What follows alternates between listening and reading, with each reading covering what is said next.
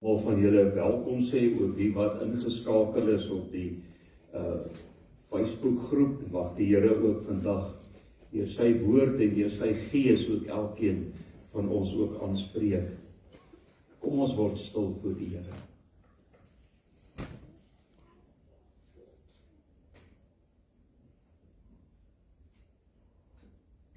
Juig al wat leef, juig voor die Heer.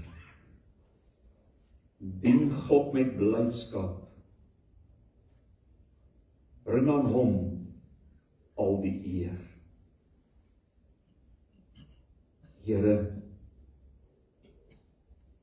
as ek so dink aan die psalmdigter wat gesê het, ek wil in die huis van die Here bly, in lengte van dag.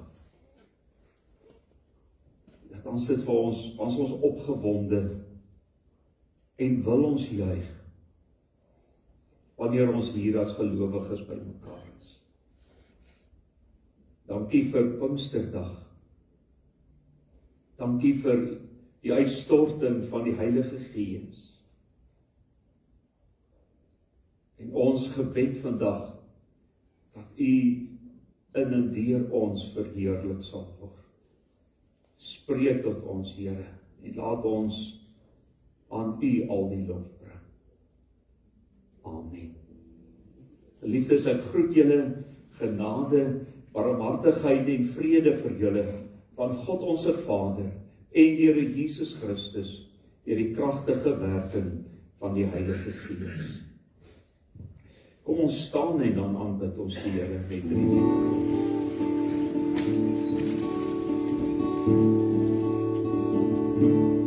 Ons is allemaal saam, dat hy sy naam verheer word. Door die goedheid sy getrou, en daarin is ons trouw sy eiendom. Kom ons wees wat hy vraag, en leer om te verdaan, en liefde na te streef. Lord, Christus die Heer. Ons is allemaal saam, verenig met sy naam, verheerlik kom. Met ons hart en hoofd en hart, ons kracht en verstand, kom loof ons om. Hou ons leven in die Geest, want die kinders is en nie hoe alles hier. Jesus Christus die Heer.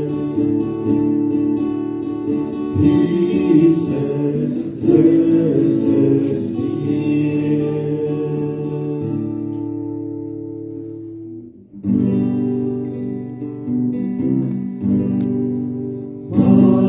Majesteit, maakheid en heerlijkheid, ons wil Jesus, die koning van de bewijs. Majesteit, in al sy heerlijkheid, van waar ons woord, op by sy troon, waar ons op prijs. Op ons troon, op ons bezit, die naam van Jesus. Op ons troon, op ons aanbid,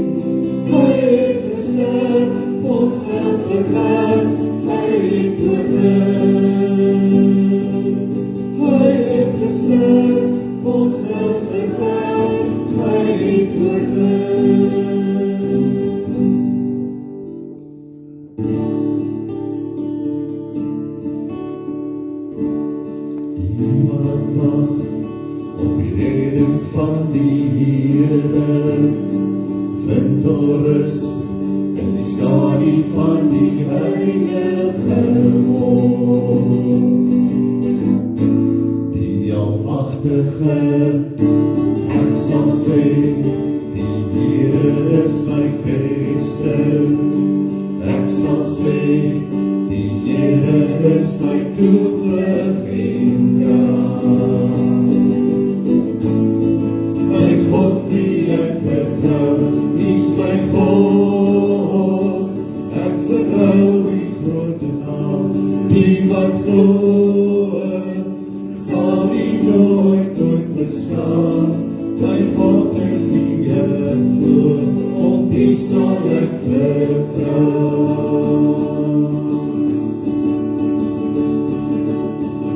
In donker tye, as geloof en hoop getoets word, en alles wat bekend is in 'n oomblik verdwyn. Bly getrou, ek sal sê, die Here is my vesting. Ek sal sê, die Here is my toevlug en krag. My God die ek vertrou, is my God. Ek vertrou die grote naam, die wat glo, sal nie nooit beslaan. My God in wie ek glo, op wie sal ek vertrou.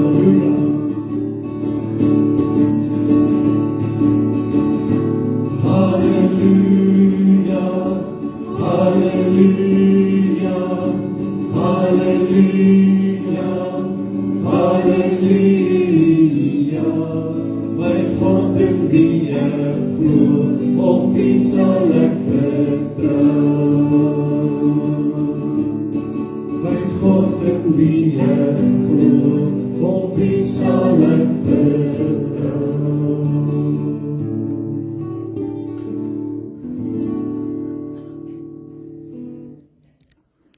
Dierbare Vader, dankie dat ons op U kan vertrou. Want U is ons God, en U seën ons, en U is by ons, en U het die Gees gegee om by ons te wees. Ons loof U daarvoor. Amen. Baie dankie, ons gaan nou die dansgroep aanspeer. Hulle gaan vir ons 'n lied dans, Speaking in the Spirit. So kom ons ontspan en ons kyk wat aan.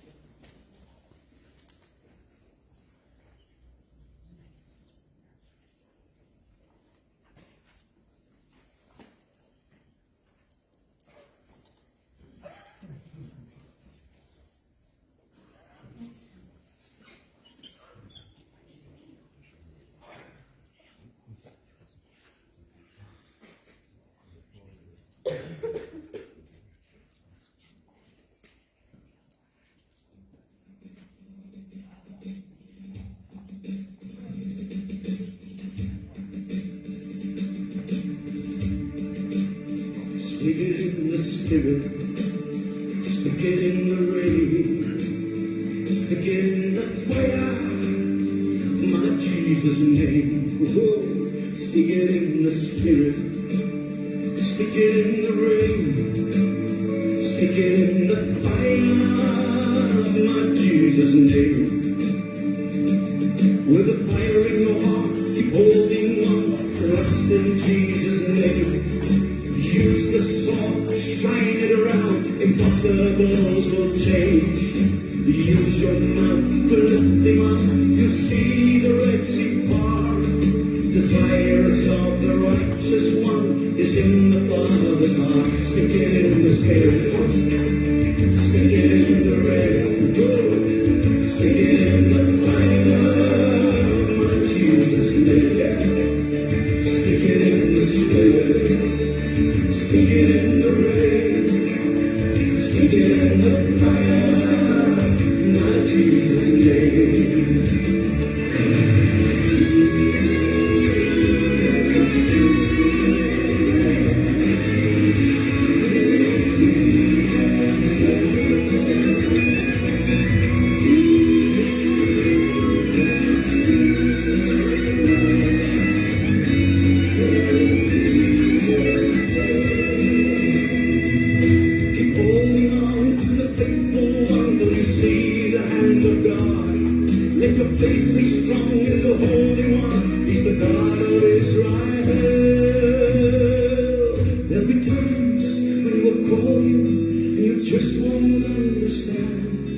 Let the Spirit of God lift you up, and you'll soar on His mighty hand. Speak it in the Spirit, speak it in the rain, speak it in the fire, my Jesus name.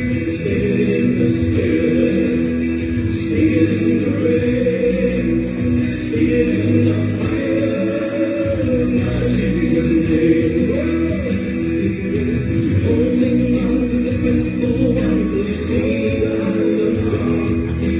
use the sword, shine it around, impossibles will change. Use some love to lift him up, to see the Red Sea part. The desires of the righteous one is in the Father's heart. Speak it in the Spirit, speak it in the rain, speak it in the fire, my Jesus name. Speak it in the Spirit, speak it in the rain, speak it in the fire, my Jesus name. Speak it in the Spirit, speak it in the rain, speak it in the fire, my Jesus name. Speak it in the Spirit, oh yeah. Speak it in the rain, speak it in the fire, my Jesus name.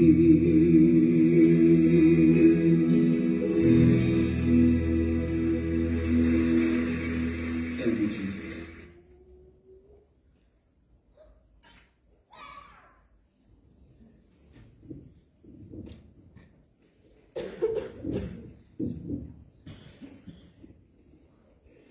André, kan ek vra dat julle dalk daai ander lied vir my net sal regkry?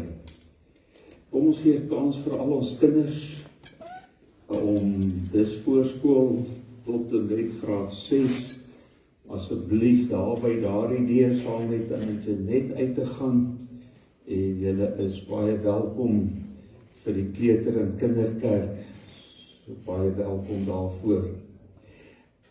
Ek wil net eers ietsie deel oor die Pinkster en alles saamvat, en dan gaan ons by die preek uitkom. En voor ons by die preek uitkom, gaan ons dan eers na 'n lied luister wat eintlik 'n ongelooflike samevatting is en 'n brug slaan tussen dit wat ons in Pinkster beleef het en dit wat ons nou vandag ook die Heilige Gees en die uitstorting van die Heilige Gees beleef. Julle sal onthou dat ons met die bergpredikasie begin het en vir mekaar gesê, dit is Jesus se Nuwe Testamentiese, die nuwe verbond, die inkleef van hoe lyk hierdie koninkryk van God wat naby gekom het. Die Ou Testament was 'n testament van die ou verbond, van wette, van reëls, van offers wat gebring moes word. Nou kom Jesus en hy sê, die nuwe verbond, die Nuwe Testament, lyk heeltemal anders. En ons is deel nou van hierdie verbond en van hierdie koninkryk. Daarom dat Matteus so baie sterk gesê het, dat onthou die koninkryk van God het naby gekom. Dis een van sy teologiese hooflyne wat deur die evangelie loop, die koninkryk van God, die gedagte daar rondom. En ons hele tema rondom Pinkster was, hoe leef ons binne die koninkryk van God? En dan het die hoofstukke eintlik so mooi uitmekaar uitgeval. Die eerste hoofstuk 5 gaan binne die koninkryk van God, leef ons met 'n nuwe karakter. Dinge lyk anders. Dink aan die saligsprekinge, waar dit gegaan het oor, hoe leef ek as kind van die Here? Gelukkig is hulle wat weet dat hulle afhanklik van die Here is. Daardie nuwe karakter sluit in dat ons sout en lig vir die wêreld is. Ons het 'n roeping in hierdie wêreld. Daardie nuwe karakter sê dat Jesus het nie gekom om die wet ongeldig te maak nie, maar hy daarin 'n nuwe betekenis kom gee. En in daardie nuwe betekenis het ons met mekaar gedeel oor, julle het gehoor, dit was die Ou Testamentiese wet, maar ek sê vir julle, Jesus se verhouding en die lewe binne hierdie nuwe koninkryk is 'n verhouding van liefde, van omgee. Dis die letter van die wet in die sin van die wet kan doodmaak en dis wat die wet in die Ou Testament gedoen het. Dit was hulle weg tot saligheid, omdat hulle die wet nie kon onderhou nie, moes daar offerstelsel ingebring geword het. Nou leef ons voor God. As nuwe mense, nou respekteer ons mekaar, en nou gaan ons en ons tree op vanuit liefde. Matteus 6 het gegaan oor 'n nuwe geregtigheid. Die ou geregtigheid was die wet, wat hulle moes nakom om hulle saak voor God reg te stel. Jesus sê nee, nou hierdie nuwe geregtigheid gaan oor dit wat Jesus vir ons gedoen het. En ons kan dit maar net aanvaar. Vanuit ons verhouding met Christus is ons vrygemaak van die sonde en leef ons nou 'n nuwe lewe en ons het in mekaar gedeel. Hierdie nuwe lewe, hierdie nuwe geregtigheid is gebou op om te gee vir ander. Gebou op gebed, gebou op vas, 'n verhouding met God as pilare. Hierdie regverdige lewe voor God of nuwe geregtigheid is 'n lewe wat eers die koninkryk van God soek. Die belange van die koninkryk voorop stel. En dan het hoofstuk 7 afgesluit oor nuwe verhoudinge. Nuwe verhoudinge. Ons moet nie oordeel nie. Ons staan in 'n nuwe verhouding met God. Hy sorg vir ons. Ons moet nie aan ander doen wat ons nie aan onsself gedoen wil hê nie. En hy sluit af met die keuse, hoe bou jy? Hoe bou jy? Bou jy op sand? Dit beteken, ek het nou die hele tyd na hierdie boodskappe geluister van hoe leef ek binne die koninkryk van God, maar ek steur my nie daaraan nie. En daardie lewenshuis val plat en in die sand. Maar die wat glo, die wat doen, is 'n verstandige man, wat sy huis op die rots bou, wat leef volgens die riglyne van hierdie nuwe koninkryk. Vriende, ons leef, ek en jy leef vandag binne 'n nuwe koninkryk. Koninkryk wat aangebreek het met Jesus se eerste koms. Ons lewe moet anders lyk. Die wêreld moet in ons kan sien dat ons aan God behoort. Ons toewyding en ons diens aan God moet 'n bewys wees dat ons aan God behoort. Daarsonder, as ons nie so leef, trek ons eintlik 'n streep deur ons belydenis.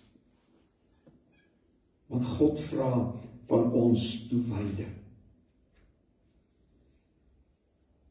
Nou kom die groot vraag. Hoe is dit moontlik? Hoe is dit moontlik? Want 'n mens kon na al hierdie dinge luister vir die afgelope 2-3 weke. En 'n mens kan by 'n punt kom en sê, ek sal dit nooit kan doen.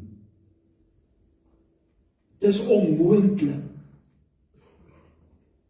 Maar Pinksterdag sê vir ons, dis moontlik. Dit is 'n realiteit. Ons kan leef soos wat Jesus vir ons dit uitspel in die bergpredikasie. Ons kan leef as burgers van 'n nuwe koninkryk. wat God verheerlik. Ons het op hierdie pragtige lied afgekom, wat eintlik so, hy's bietjie lank, maar dis so kosbaar, en ek wil hê ons moet net luister, en ons moet net iets beleef van dit wat ek nou verduidelik het, van die Ou Testament en die Ou Verbond, en die wyse van lewe, en op die ou einde ook die Gees wat gegee is, ook vir ons. So kom ons luister, en dan gaan ons, julle kan ook oopmaak by Handelinge 2, waaruit ons boodskap vandag gaan kom. Die groot, julle sal krag ontvang, ons tema, maar kom ons luister eers na die lied.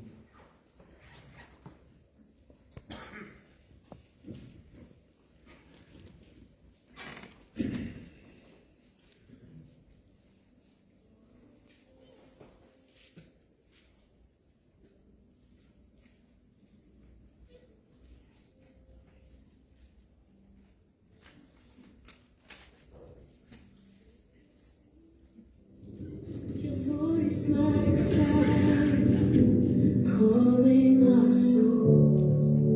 You gave us your word, engraved in stone. A covenant love we call our own.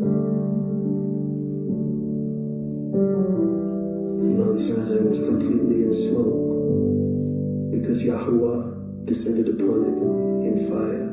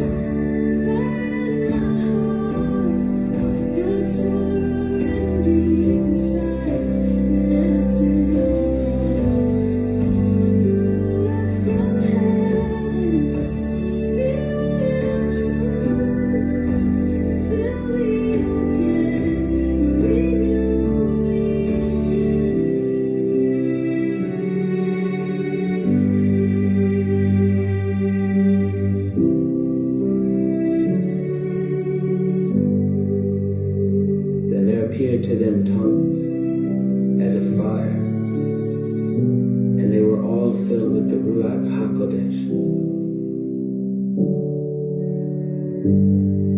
From Sinai to Zion, you call us still to love and obey, to walk in your will, not by might nor by power, but your spirit in this hour,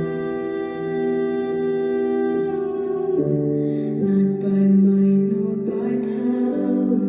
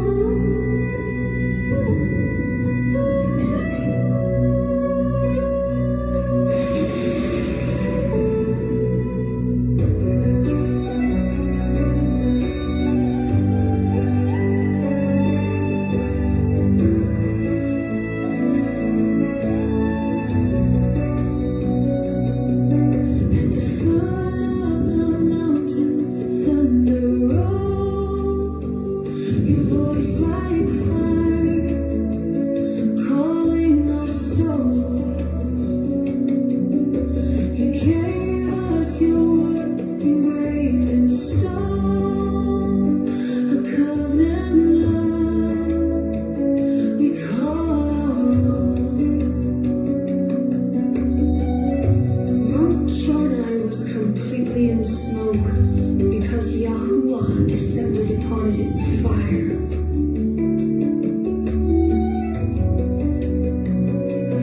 Fire on the mountain, fire in my heart. Your Torah written deep inside, never to depart. Ruach from heaven, Spirit of truth, fill me again, renew me in you.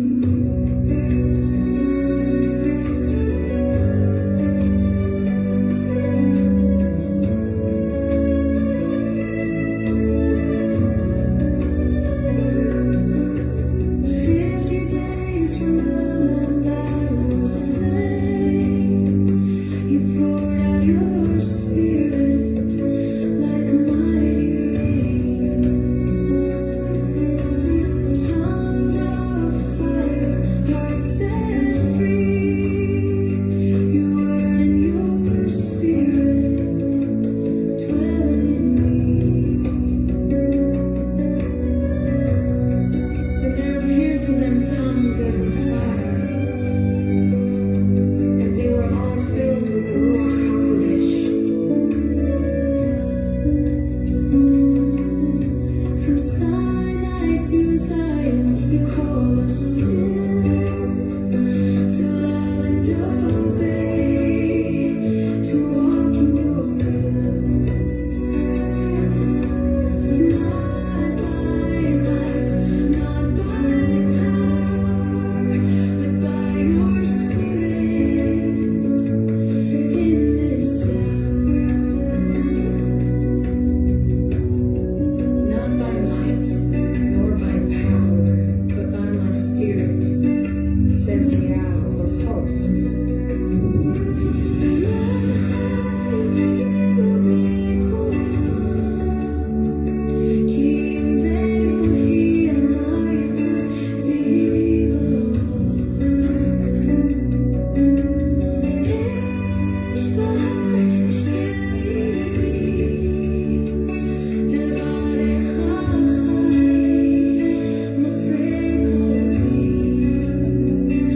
Puts me back together, holy and pure. I lift up my hands and surrender to you.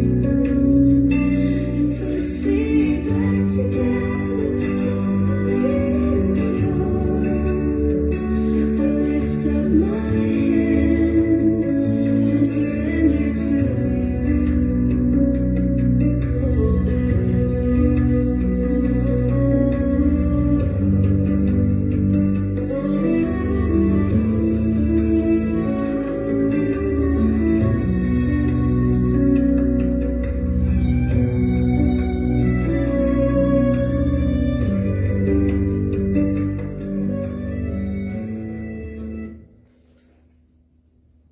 Die groot vraag, wat is die verskil van die berg Sinaï waar 'n wet gegee is en waar volgens die mense moes lewe en telkens gefaal het en telkens offers moes bring, soos wat ek en jy ook elke dag struikel en val. Die verskil op Pinksterdag kom die Here en dan gee hy vir ons die krag. Dan kom gee hy vir ons 'n nuwe beginsel. My gees en my woord. Dit is hoekom ons vandag hier is.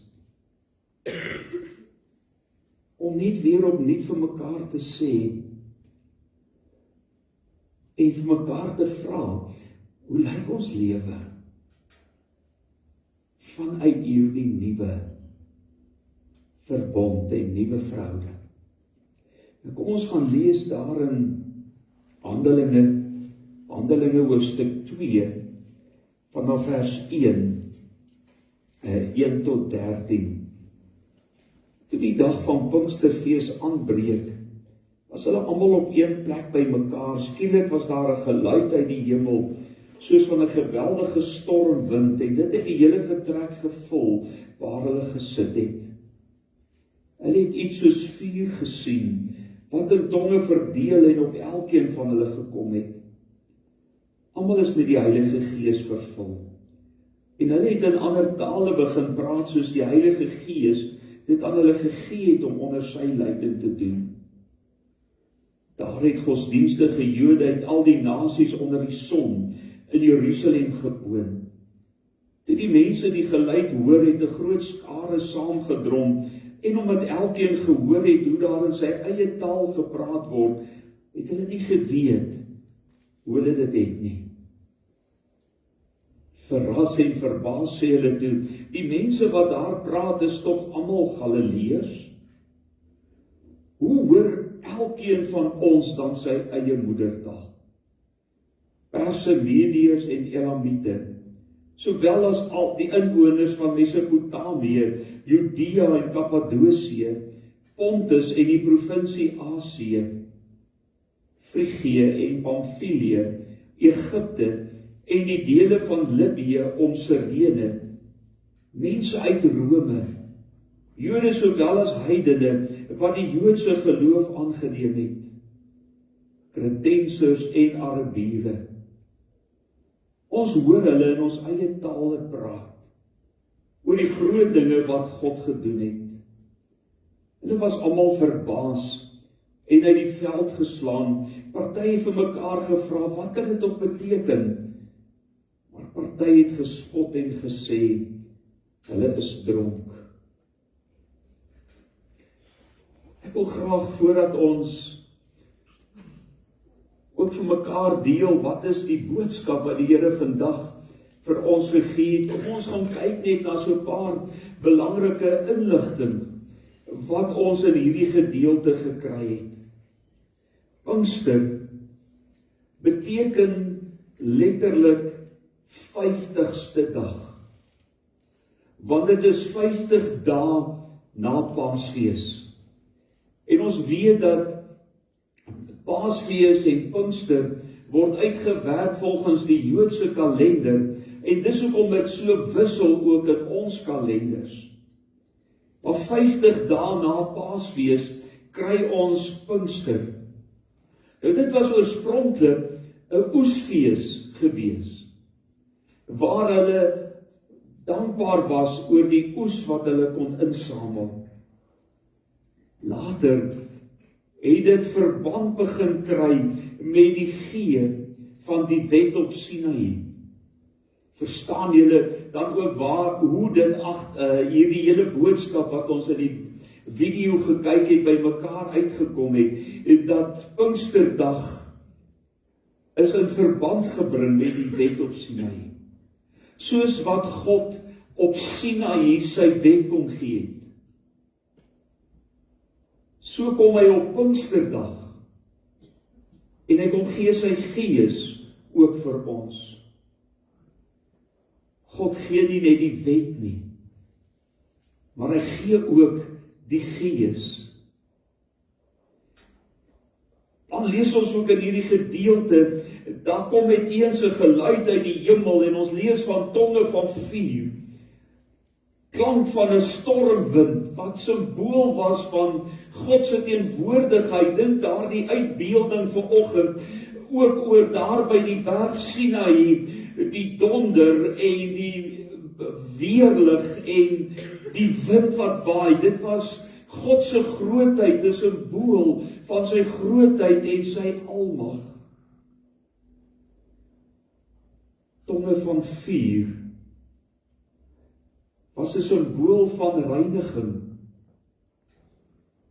Want jy word met vuur gelouter, soos wat goud van alle onsuiverhede gelouter word, deur dit op vuur te sit. So kom die vuur en dit reinig ons. Dis 'n simbool van God se teenwoordigheid.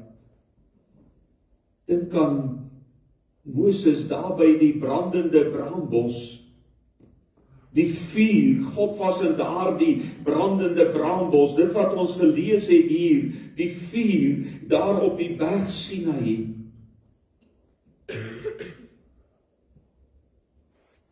Almal is met die Heilige Gees vervul. En dan is dit interessant, al hierdie name wat ons baie keer net verbykyk, wat eintlik 'n verskriklike belangrike beginsel deel, die simbool van hierdie boodskap, hierdie nuwe koninkryk onder leiding van die Gees, is vir alle mense. Die mense was van oral oor, van die bekende wêreld van daardie tyd het hulle by mekaar gekom en is hulle daar vervul. Elkeen van hulle het in hulle eie taal die boodskap gehoor. Hierdie ander tale word baie keer verwar met die gawe van die Heilige Gees van spreekentale. Want dit is twee totaal die verskillende dinge wat plaasvind. Hier lees ons dat die Griekse woord sê dit baie mooi, dat dit bekende, bestaande tale was. Die mense staan juis van reg oor die hele wêreld en dan sê hulle, maar hoe is dit moontlik? Hierdie 12 ouens, hulle is daar van Galilea, van hulle is vissers. En skielik begin hulle in ons eie taal met ons praat. Dit was 'n wonderwerk. En hulle was verstom. Die spreekentaal as 'n gawe van die Heilige Gees lê op 'n totaal ander vlak en dis 'n gawe van die Heilige Gees aan wie hy wil dit gee en wanneer hy dit wil gee. Dis nie 'n vereiste, 'n teken van vervulling met die Heilige Gees nie, nee, glad nie. Dis 'n gawe wat God gee aan wie hy wil en wanneer hy wil en hoe hy dit wil doen. 'n Gawe, dis nie die vrug nie, dis nie bewys, en ons gaan nou oor die bewys kom, dat my lewe vol van die Heilige Gees is nie. Maar hier, as ons kan terugkom, hier gaan dit oor bekende, bestaande tale. Dit was nie 'n gebabbel nie. En wat 'n skrywer eintlik vir my verskriklik mooi dinge by mekaar trek, wat hy skryf dat hierdie tale wat hulle gehoor het, bekende, bestaande tale, eintlik die teenoorgestelde is wat by Babel gebeur het, in Genesis. Daar as gevolg van die sonde van die mensdom, het God vir hulle verwarring van tale gegee, dat hulle mekaar nie kon verstaan nie, en hulle het uit mekaar uitgespat.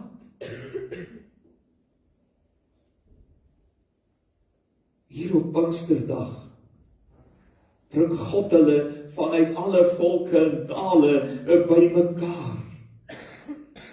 En hulle kan mekaar hoor.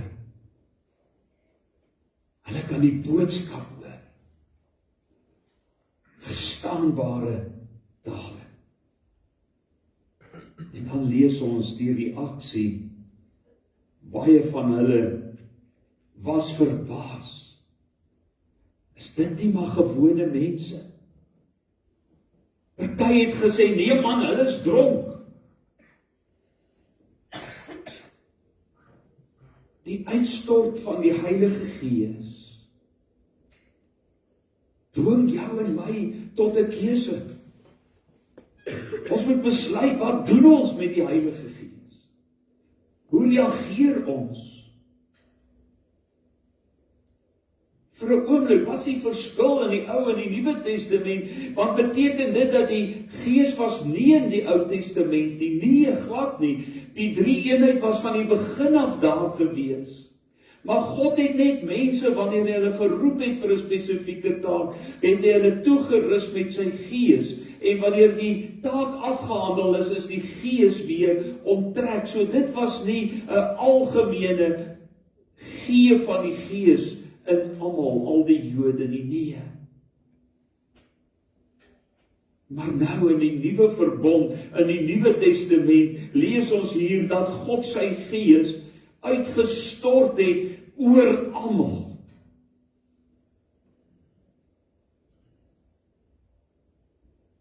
Watter stuk genade is dit nie? Die eerste belangrike punt vanoggend, die Gees kom in krag. Almal hoor dit. Dis was soos die geraas van 'n geweldige storm. Mense het bang geword, dink as hierdie donder weer oorkom en die storm en hulle voorspel verskriklike winde wat voorlê ook in hierdie week. En as mens dink en jy luister, jy lê daar in die nag aan jou bed en jy hoor die wind en jy hoor die gerammel. Dis wat hulle gehoor het. En hulle het gesien tonge van vuur wat uit die hemel afkom. Pinkster kan nie weggesteek word. Pinkster sê vir ons dat die Gees kom in krag. Pinkster sê vir ons aanbid nie 'n dooie geloof nie. Ons aanbid 'n lewende geloof, 'n geloof wat sigbaar is.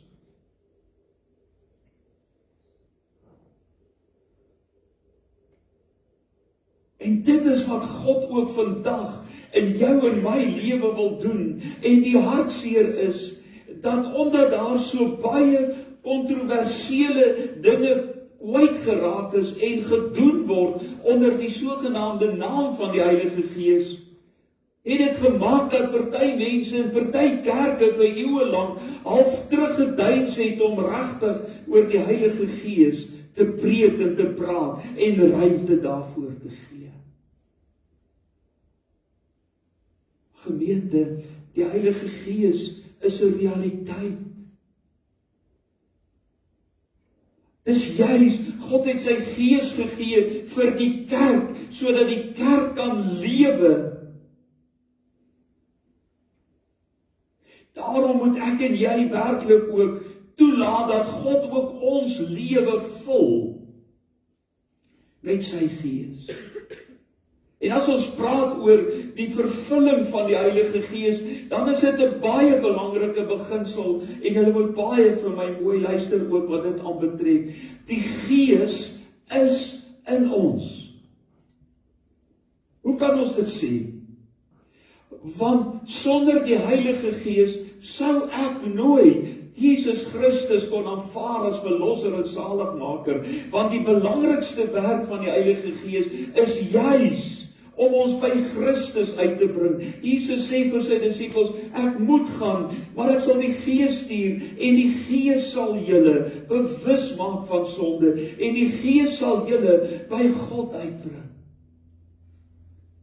So deur die hele proses van roeping en bekering en wedergeboorte en regverdiging, daai hele proses is die werk van God deur sy Gees in ons lewe. Romeine sê ons Gees getuig saam met God se Gees wat in ons is, dat ons kinders van God is. Paulus sê vir die Korinte, julle liggame is 'n tempel van die Heilige Gees. Die plek, die teenwoordigheid. So dis die Heilige Gees wat my by Christus uitbring, en dis die Heilige Gees wat in my lewe is. Hy hoef nie van buite in te kom, soos wat 'n mens deesdae ook baie keer hoor, dat iemand vir jou kan sê, dat ek kan vir jou bid, dat jy die Heilige Gees kan ontvang. Nee, jy het die Gees, en inteendeel, hoe kan 'n mens die Gees vir iemand anders gee? Dis 'n praktyk wat nie strook met dit wat ons in die Bybel lees, want die Gees is in ons. Na ons bekering verlaat hy ons nie en kom later weer terug nie, want dan beteken dit ek is vir 'n tyd sonder die Gees, sonder God. Hy is in ons. Wat beteken vervulling? Dit beteken hy wat in ons lewe is, ons moet toelaat dat hy die volle beheer van ons lewe oorneem, dat hy toegang het tot elke faset van my lewe. Iemand het een keer 'n beeld gebruik van 'n huis, om te sê, huis het baie vertrekke, ons lewenshuis met al die fasette van ons lewe, en ons is kinders van God, en die Gees is in ons lewe, maar ons hou hom net daar in die sitkamer, en wanneer ons Sondag mooi aantrek in kerk te kom, dan laat ons toe dat hy saam met ons gaan, en as ons teruggesit ons hom weer daar in ons lewe. Vervulling met die Heilige Gees is, maak oop die deure van elke vertrek in jou lewe. Die Heilige Gees is nie net betrokke in jou verhouding met God nie. Die Heilige Gees is betrokke in elke faset van jou lewe, in jou verhoudinge, by jou werksplek, tussen jou vriende, oral. Die Gees moet jou lewe volmaak. Dis wat Galasiërs 5:16 sê, doen 'n beroep op julle, laat die Gees van God julle lewe beheer, want hy's in julle. Ons hoef hom nie te kry nie. Hy's in ons, maar weet julle wat? En dis wat Paulus praat ook aan Korinte. Hy sê vir die gemeente, julle het Jesus ontvang, julle die Gees ontvang, julle liggaam is 'n tempel van die Heilige Gees. Hy sê julle is babas in die geloof, want dis wat al gebeur, wanneer jy Jesus aanvaar, is jy 'n baba in die geloof, dan sê hy vir hulle, maar nou toe ek terugkom, kom ek agter, julle is nog steeds babas. Wat is die verskil?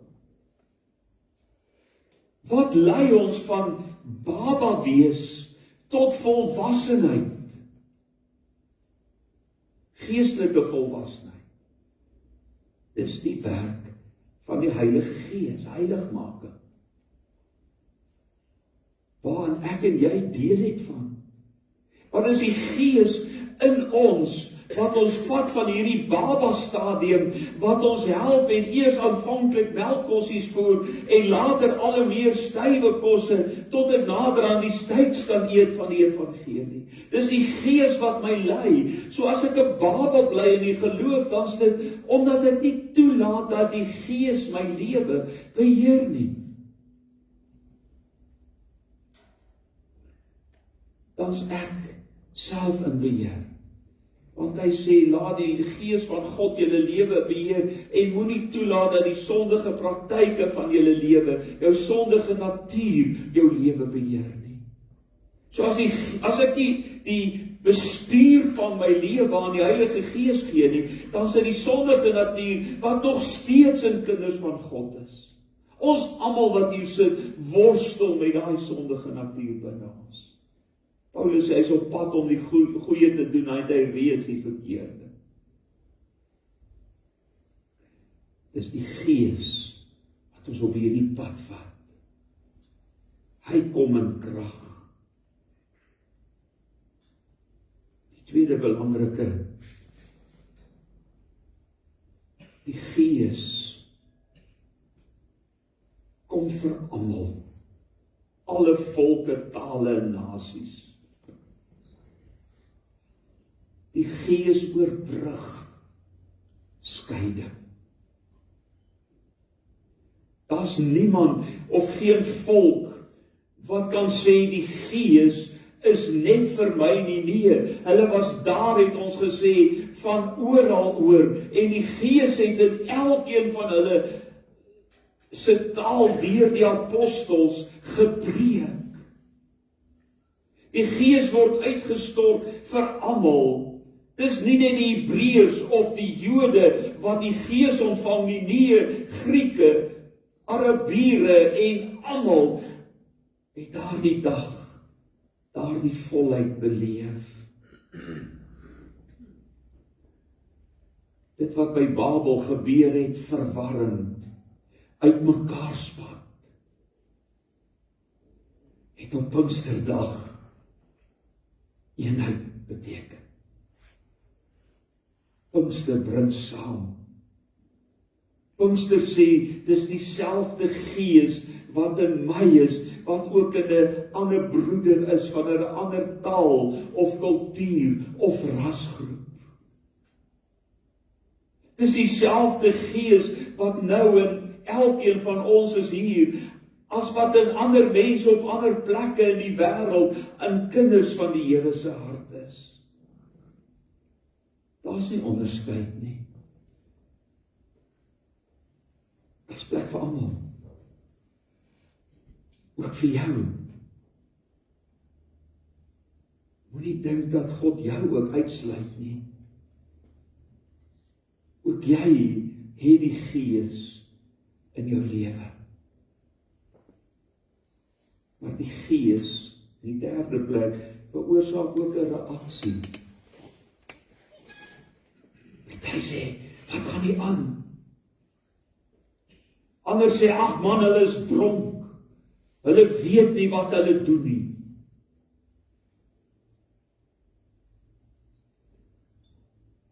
Daar's reaksie. Maar wat is daar die reaksie?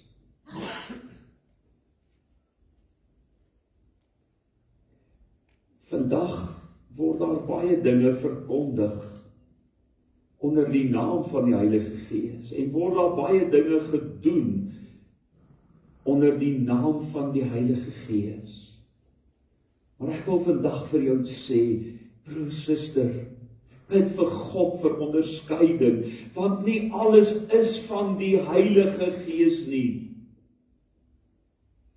Die Bybel leer ons, daar's 3 geeste.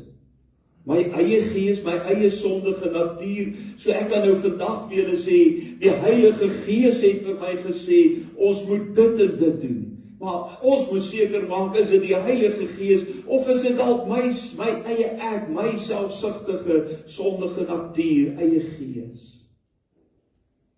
Maar dit klink verskriklik mooi, en niemand kan van my stry as ek sê, die Heilige Gees het vir my gesê. Nee, nie alles wat verkondig en gepreek en gedoen word, is van die Heilige Gees. Baie is selfsugtige, eie gees situasies. Maar die tweede is, dit kan 'n bose gees wees.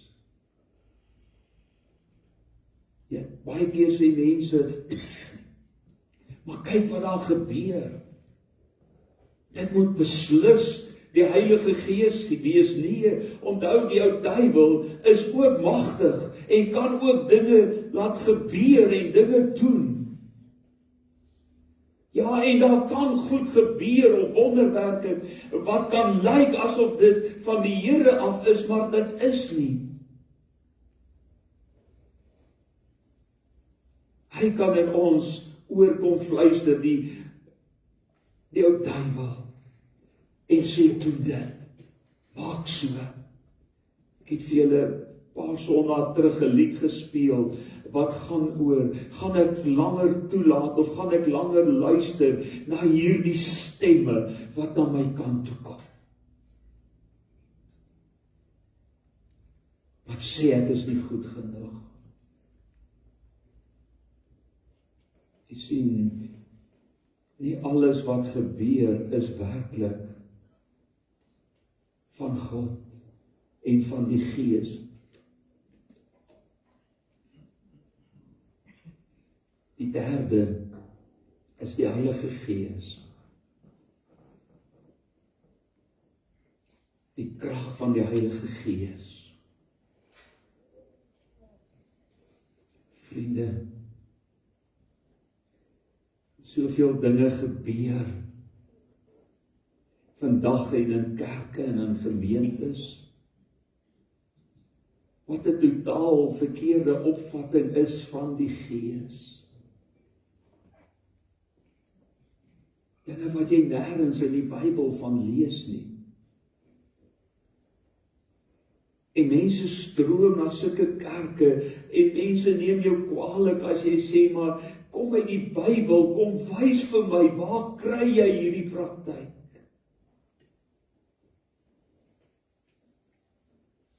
Want dis die beginsel, is die woord. Dis ons riglyn, dis die woord wat vir ons die pad moet wys. Maar hierdie dinge lyk opspraakwekkend en mense stroom en mense gaan te kere en dit word eintlik een groot skouspel.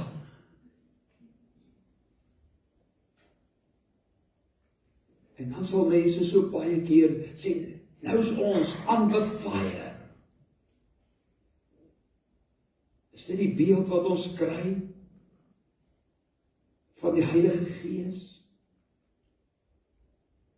A gentle spirit. Maar, as ons sê a gentle spirit, maar die Gees van God wat lewens verander. Kom ons gaan kyk vir 'n oomblik ook na die Nuwe Testament waar Galasiërs gaan ook oor die vrug van die Gees. Hy sê die vrug van die Gees is liefde, vrede, geduld, vriendelikheid, goedhartigheid, nederigheid, selfbeheersing. Dis die vrug. Die vrug is nie as ons op die grond val of neerkruip nie, nee. Die vrug is waar het ons vir mekaar met die bergpredikasie gesê, die vrug is waar ek gee vir ander mense en uitreik na ander mense. Die vrug is waar ek liefde in my lewe het en mense kan dit uit sien en ek straal dit uit. Die vrug is as ek in die moeilikste omstandighede God se vrede het.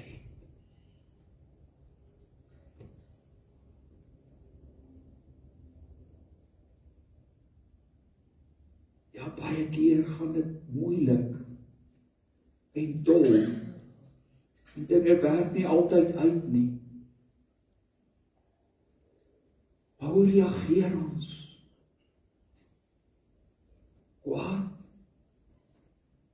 Woedend? Emosioneel? Nee. Liefde, vreugde, vrede, geduld. Dink net al die geduld wat God al met jou gehad het in jou lewe. Dit wat hy al in jou lewe moes afgeskryf het en jou vergewe het, dan moet ons ook geduld met mekaar. Die werk van die Heilige Gees is daar waar 'n klipharde hart, iemand wat ateïs is, iemand soos 'n Paulus wat die kerk vervolg het, die werk van die Heilige Gees kan gesien word wanneer daardie persoon tot 'n punt kom en sy lewe omdraai.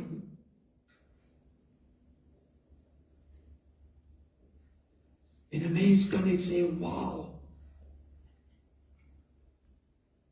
Die werk van die Heilige Gees kan gesien word wanneer 'n vrou wat verkragt is telke male en wat seer gemaak is en mishandel is, by 'n punt kan kom en kan sê, ek vergewe hulle.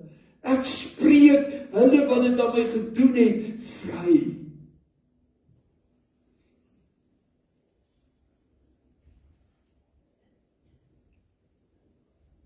Die werk van die Heilige Gees kan gesien word in Petrus. Net daarna, ons het dit nie eens gelees wanneer hy opstaan. Petrus, die ou wat weggehardloop het vir 'n diensmeisie. Petrus, daardie rowwe, ruwe visserman.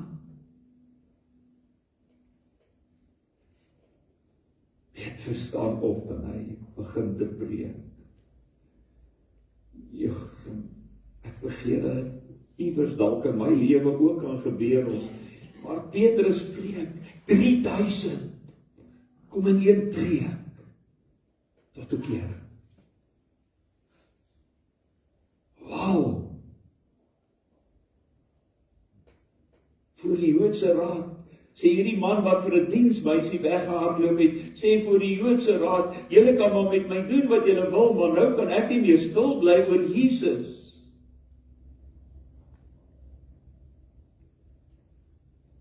Dis die Gees in God wat 'n mens kan laat opstaan en preek.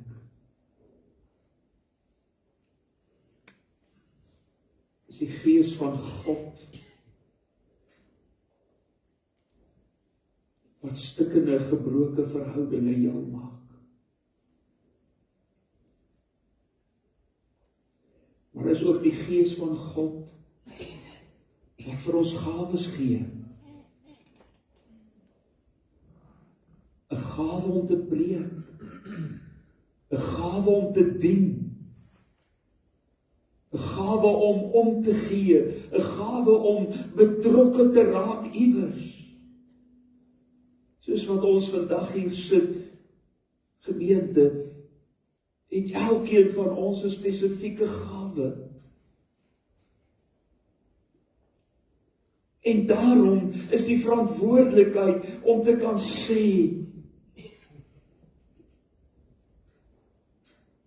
hier is ek. Gebruik my gawe tot u eer.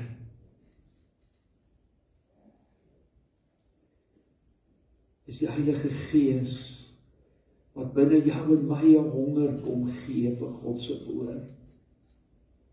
'n Honger kom gee vir die gemeenskap van die gelowiges. Dis die Heilige Gees wat my op 'n Sondagoggend wakker maak en sê, onthou, dis kerk en jy moet daar wees. Dis die Heilige Gees wat my op terwyl ek regmaak 'n lied laat sing.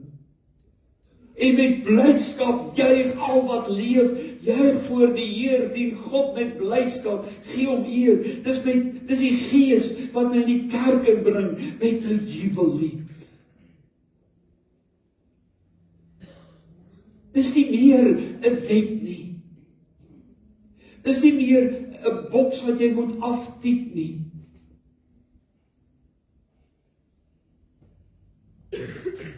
Sommige jy wil. Jy wil op geen ander plek wees op 'n Sondagoggend. Jy wil hier wees. En as gevra word, ons soek hulp of raad, dan moet jy die eerste wees wat sê, waar kan ek help? Wat kan ek doen? Jy sien, die Heilige Gees vra 'n reaksie. En ek dink dis die probleem, omdat dit vir so baie jare eintlik gegee is vir die Pinkstergroepe. En wat baie van hulle dit op verkeerde plekke en uiterstes toe gevat het. Wat gemaak het dat ons eintlik vanuit 'n gereformeerde tradisie baie keer die volheid van die Gees verloor het.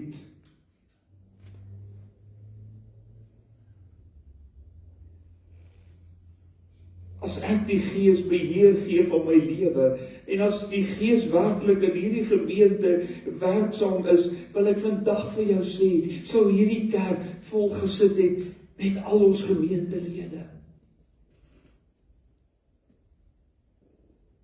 As ons verstaan het wat beteken vervulling met die Heilige Gees, sou daar by elke aksie of elke verantwoordelikheid oor genoeg mense gewees het wat eintlik in 'n ry staan.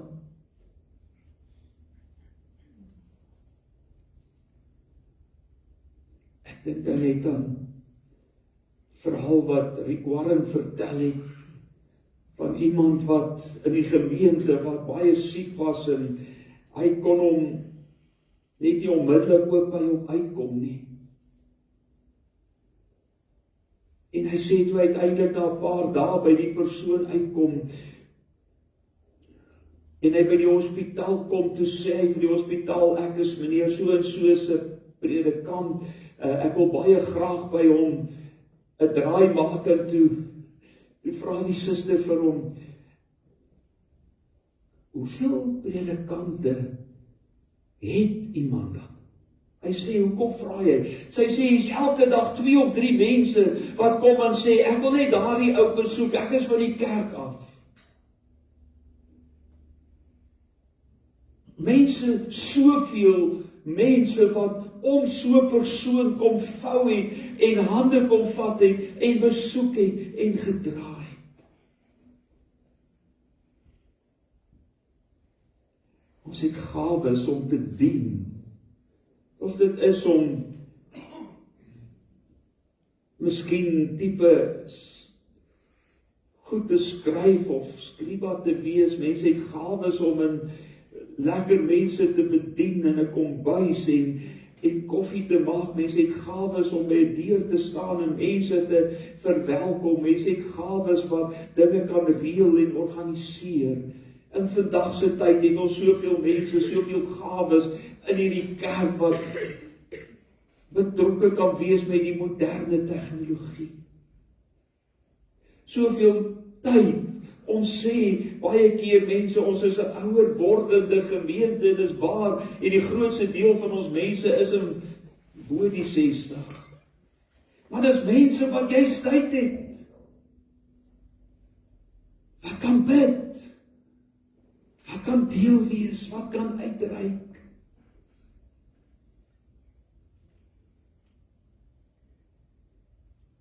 As ons regtige geesbeheerde gemeente is,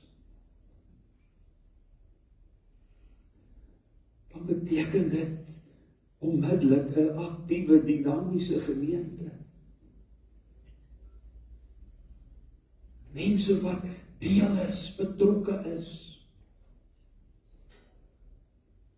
Dan sal daar nooit iets afgestel word omdat daar niemand is of te min is.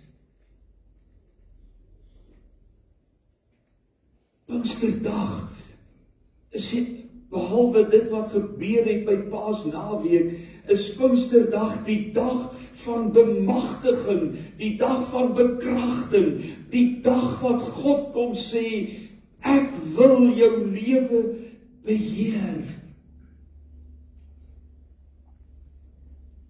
Onthou, die vrug van die vlees is woede en rusies en kwaad en negativiteit en swartgalligheid en pessimisme.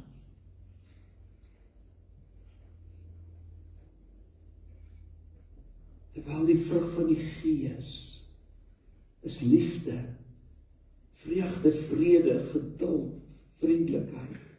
Die vrug van die Gees is 'n aktiewe gemeente. Die vrug van die Gees is, ek kan nie stil bly oor Jesus nie. Die vrug van die Gees is, ek wil deel wees, ek wil betrokke wees, ek wil die gawes wat hy vir my gegee het, wil ek gaan doen, wil ek gaan uitleef.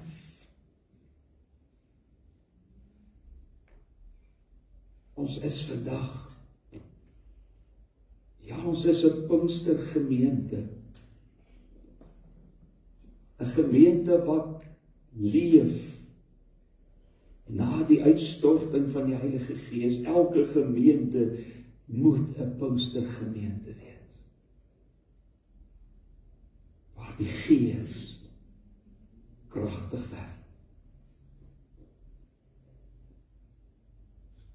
Kom ons bid vir die Here vir onderskeiding tussen die geeste, en dat ons nie op 'n dwaalspoor weggetrek word nie. Maar kom vandag en sê ook net, o Heilige Gees, U wat in my is, vul my met my hele lewe. Vul my, lei my, dat U mense kan sien, aan die glimlag op my gesig, aan die vreugde in my lewe, aan my bereidheid, diensvulligheid, omgee, uitreik, aan 'n toegewyde lewe, dat hulle kan sê, wow, daar's iemand wat verstaan wat dit is om te leef onder beheer van die Heilige Gees. Wanneer jy met vreugde dien en omgee en niks te veel is. Ons kan nie net sit en toelaat dat 1 of 2 of 3 of 4 die werk doen nie.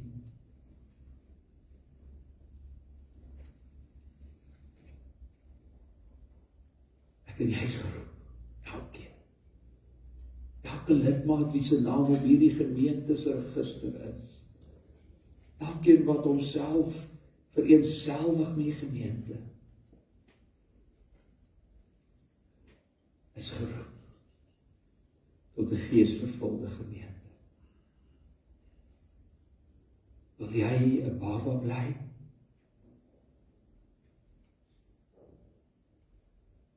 Kyk nou na daai pragtige dogtertjie wat op 'n ma se skoot lê en slaap, of sit en slaap. Dink vir 'n oomblik, so pragtige kind, oor 20 jaar van nou af, lyk sy nog steeds soos sy lyk. 'n Baba.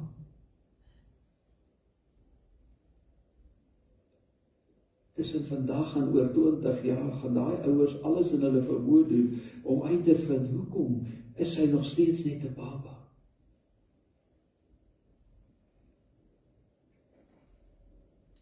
Wanneer my geestesoog sien ek daardie dogtertjie as 'n pragtige jong vrou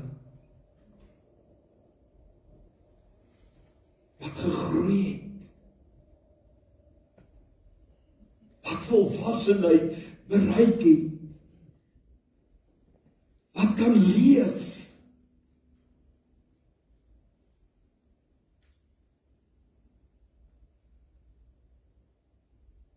Wat is die probleem? As God vandag afkyk, hoe sien hy jou? As 'n baba in die geloof, nog presies soos toe jy die Here aanvaar het as jou verlosser en saligmaker. Wat met dieselfde goed worstel, 'n baba wat moet doeke geruil word, 'n baba kos gegee word, 'n pappa en mamma, as hy kwee moet ons hardloop. Of kyk God na jou en sien in jou geestelik volwasse persoon. Wie se lewe die vrug van die Gees is, 'n persoon wat kan sê ek kan nie stil bly nie.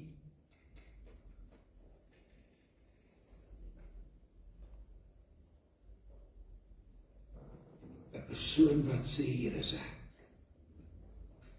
Wat se plek by alles in hierdie gemeente vol is, want dit is wat God vra. Dis wat 'n geesvervulde lewe beteken.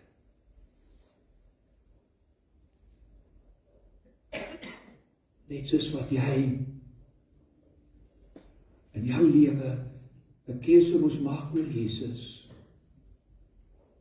is daar iewers langs die pad wat jy 'n keuse moet maak oor wie gaan jou lewe beheer. Ek onthou baie goed, as kind het ek van kleins af geweet, dat ek 'n kind van die Here is, in 'n gelowige huis met gelowige ouers, wat ons 3 seuns groot gemaak het, met die wete aan wie ons behoort. En toe hulle op 'n stadium vir my vra om 'n artikel te skryf in matriek vir die CSV se laaitjie ons jeug die wat dit nog kan onthou. En een van die vrae wat ek moes antwoord, is dit nodig om 'n dag of datum te hê? Kon ek eerlik uit my hart uit skryf om te sê, weet julle wat, vandat ek kan onthou, ek is groot gemaak aan wie ek behoort. Maar ek kon ook skrywe in Standaard 6 op 'n CSV-kamp. Waar die dominee so mooi verduidelik het, die verskil tussen 'n geesbeheerde lewe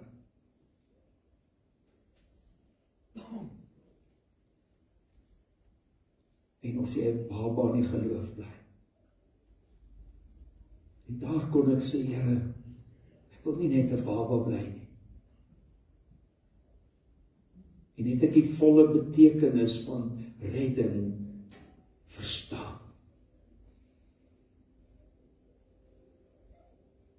Ek het nie 'n dag en datum.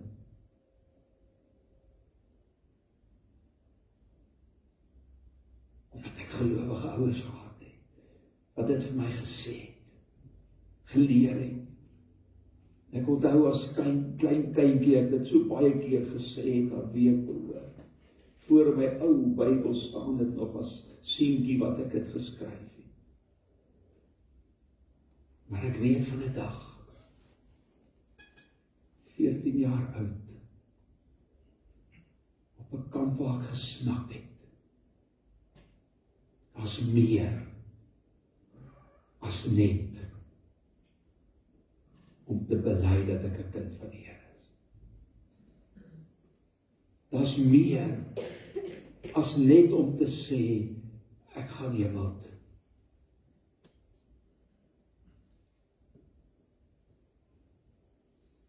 Daar is meer om te kan sê my lewe met alles behoort aan die Here. Wat 'n wonder. Jy nog iewers vasgesteek? Of is jy besig om te groei? Beheer die sonde jou nog, die sondige natuur? Of beheer die Gees? Want mense sal weet as die Gees jou beheer. Nie op snaakse goed, maar op jou lewe, op jou toewyding, by die huis, by jou werk, tussen jou vriende, in die kerk. Want jy gaan anders lyk. Amen.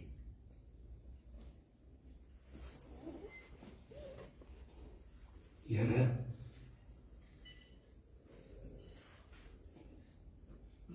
amper 2000 jaar gelede,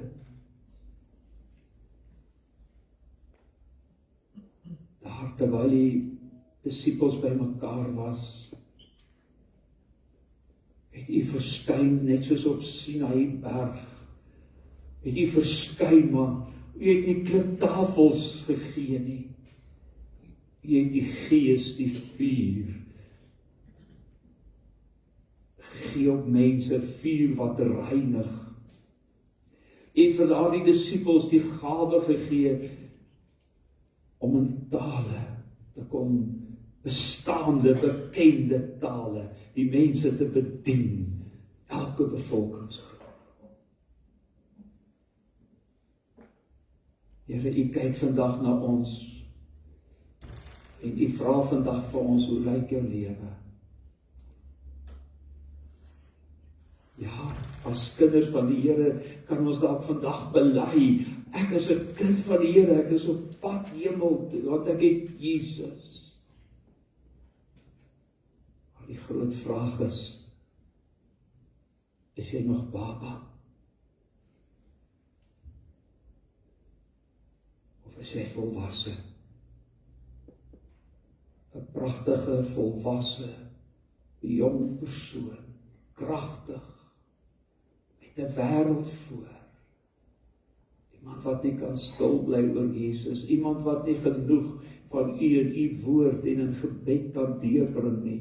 Iemand wat nie genoeg kan deel wees, betrokke. Julle sal krag ontvang. U gee die krag om as burgers van U koninkryk te lewe volgens die riglyne van die bergpredikasie. Liefde, verhouding, diens, beskikbaarheid, omgee. Ek wil vandag bid, Here, raak nie Newcastle gemeenskapskerk aan.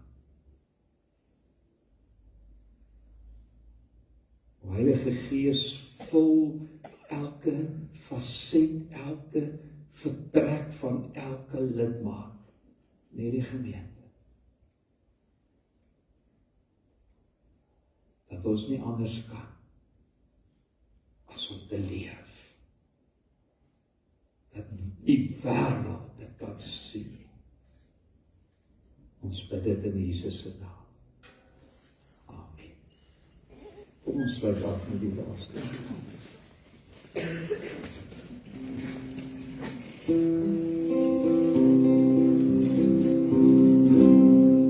Kom ons skep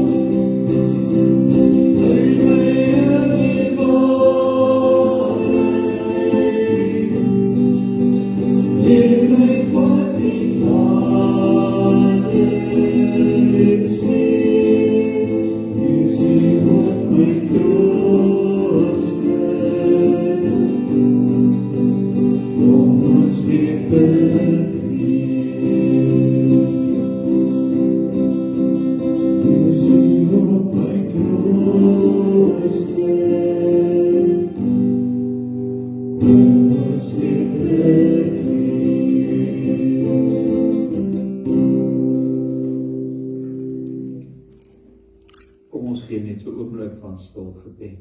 En kom elkeen van ons, vra net, daar waar ons staan of sit, kom o Skepper Gees,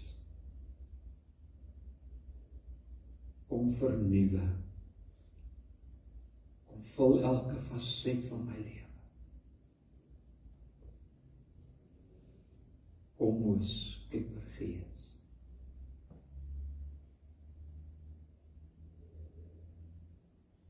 Die genade van ons Here Jesus Christus, die liefde van God ons Vader en die gemeenskap met die Heilige Gees bly met julle elkeen.